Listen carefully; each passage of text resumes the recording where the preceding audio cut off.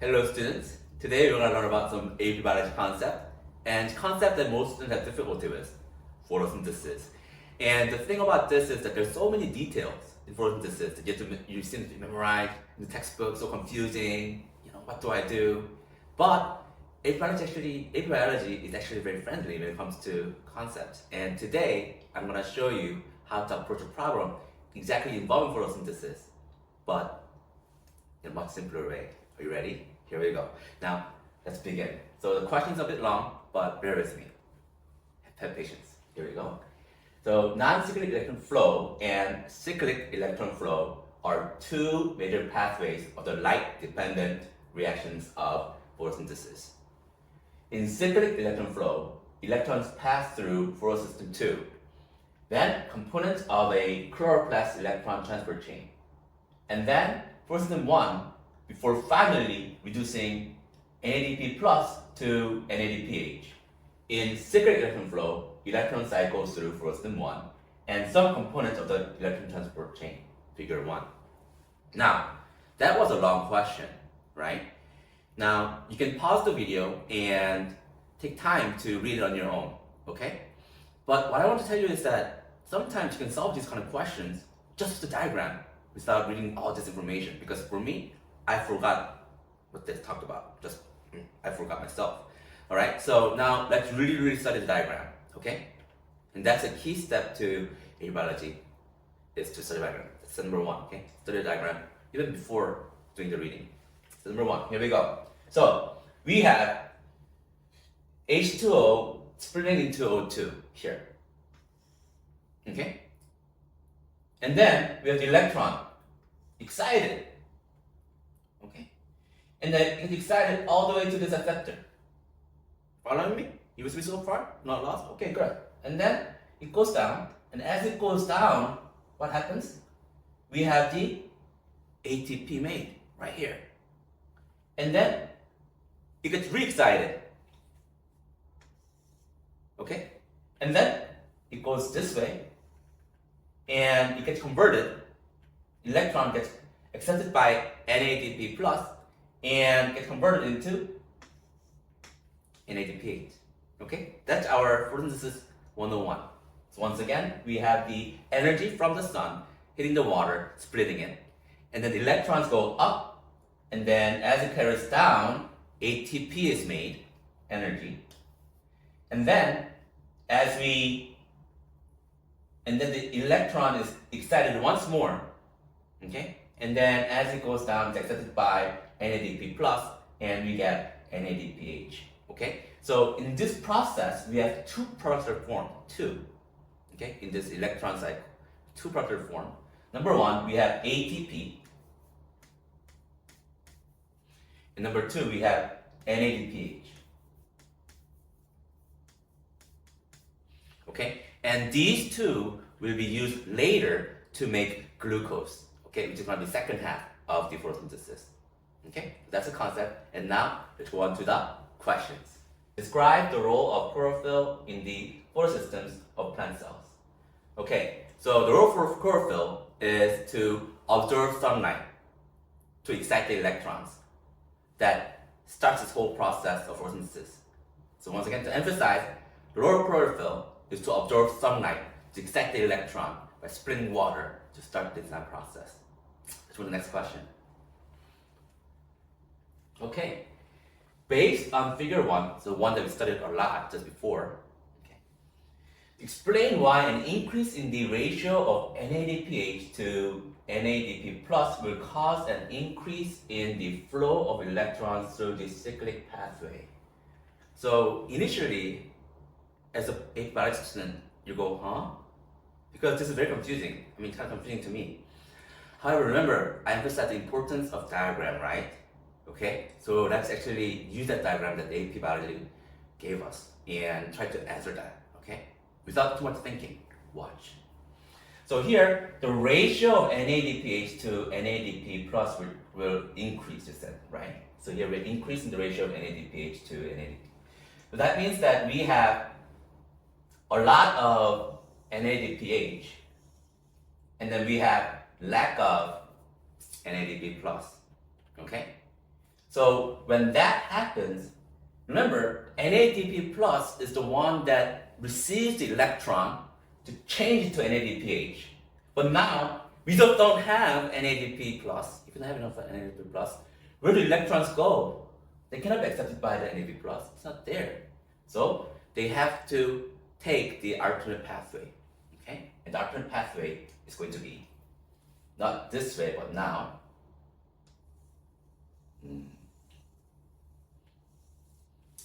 This way. Okay? So to answer this question, once again, we just have to look at the ratio between the two. With increase in NADPH and decrease in NADP plus. Okay? So that's right here. And that means that less electrons will be available to accepted by NADP plus. So now the electrons must take the alternate pathway to make this process work. Okay? So that would be part B.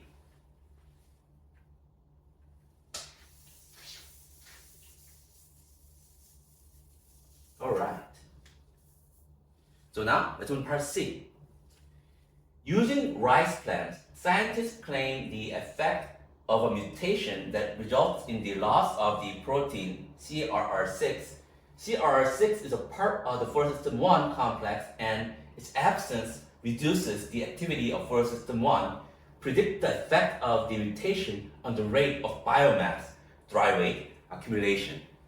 Okay, so once again, using the rice plant, scientists examine the effect of a mutation that results in the loss of the protein CRR6. CRR6 is a part of the folate system 1 complex, and its absence reduces the activity of folate system 1. Predict the effect of the mutation on the rate of biomass, dry weight accumulation. Now here, AP biology students will go, oh, teacher, yeah, we never learned CRR6. What are you talking about? We never talked about mutation of the CRR6 protein. We don't know what it does. So what do we do? And the thing is, you don't have to know that. Why?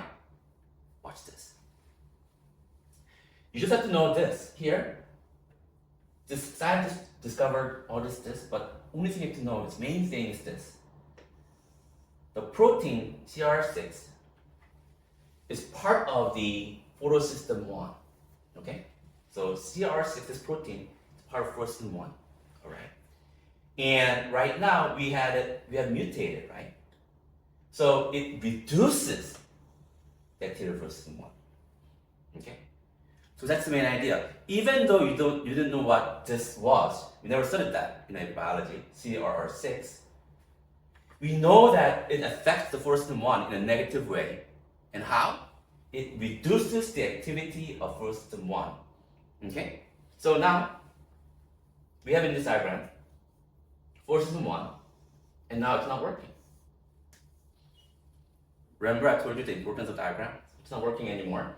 That means that we will not have NADPH, okay?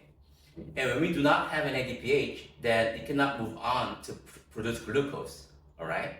Because remember, I told you before, we need ATP and NADPH to produce glucose to support life. But we cannot produce glucose, therefore, biomass, which increases as the glucose increases, is going to actually decrease in this case because we have less glucose formed. Okay? So the answer for this one, the biomass is going to decrease. Okay? So, and on one thing I also want to tell you guys, and this is, when you're doing AP biology, you really have to read the command terms. Okay? When you look at the command terms, it says predict, right? So to get full points, you just have to predict. So the answer is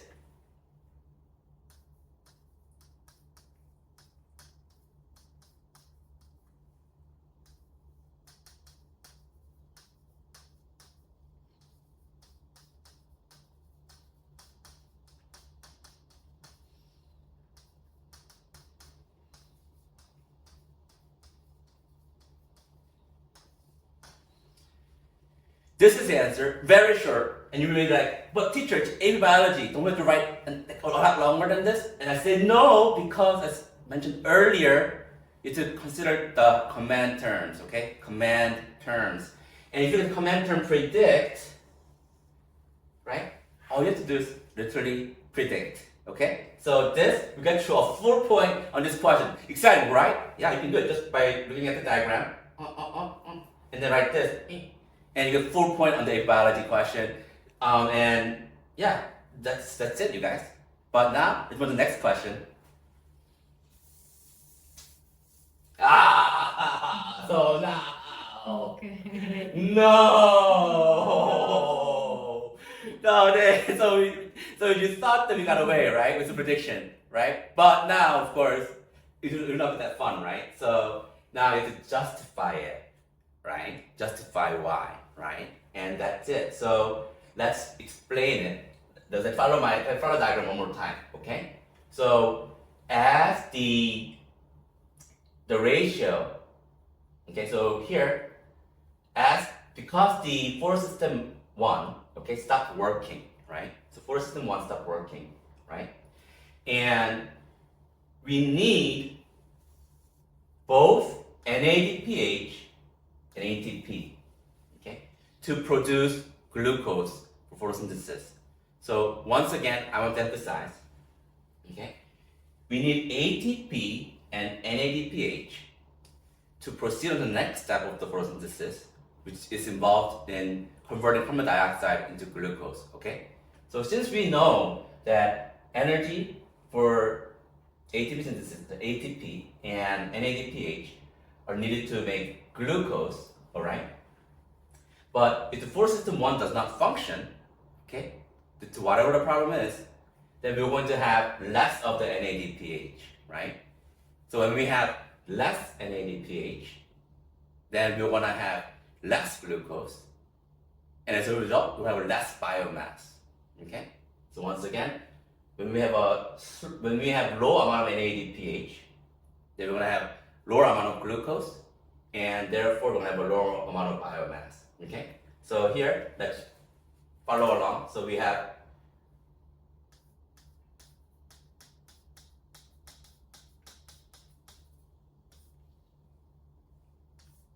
not working.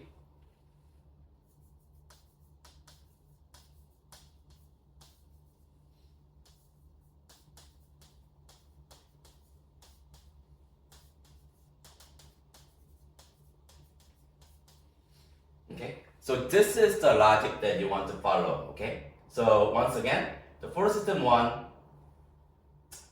was reduced in activity due to the mutation. As a result, we can see that NADPH decreased, and then we can see the glucose produced is going to decrease, and then the biomass is going to decrease. So now that we have the concepts down, right, let's write it out. So first, the prediction.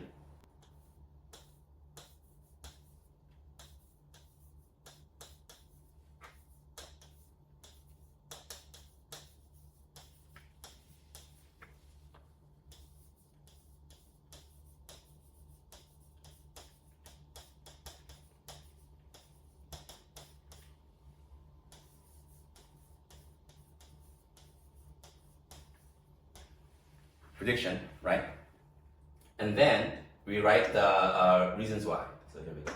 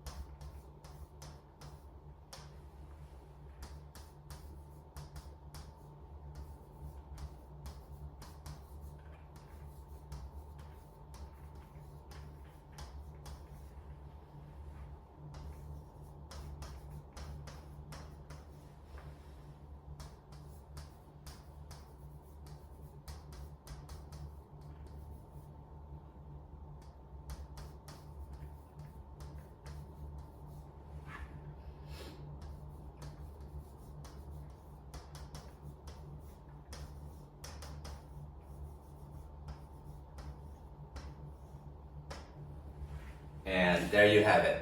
Okay, good job, and I'll see you next class. Bye.